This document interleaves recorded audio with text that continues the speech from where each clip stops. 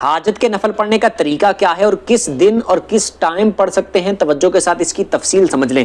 پہلے طریقہ سن لیں، اس کے بعد میں دن اور وقت بتاتا ہوں کہ کس ٹائم اور کس دن پڑھنے ہوتے ہیں۔ طریقہ یہ ہے کہ آپ نے دل میں ارادہ کر لینا ہے 2 رکعت نفل حاجت کے، اللہ کی رضا کے لیے اللہ اکبر کہہ کے عورتوں نے عورتوں والی جگہ اور مردوں نے مردوں والی جگہ ہاتھ باندھ لینے۔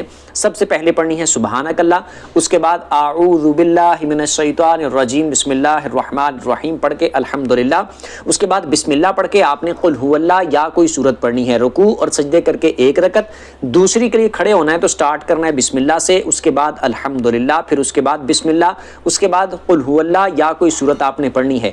رکوع اور سجدے کر کے التحیات پہ بیٹھ جانا ہے، التحیات پڑھ کے درود پڑھ کے دعا پڑھ کے سلام پھر کے آپ نے اپنی نماز کو پورا کر لینا ہے۔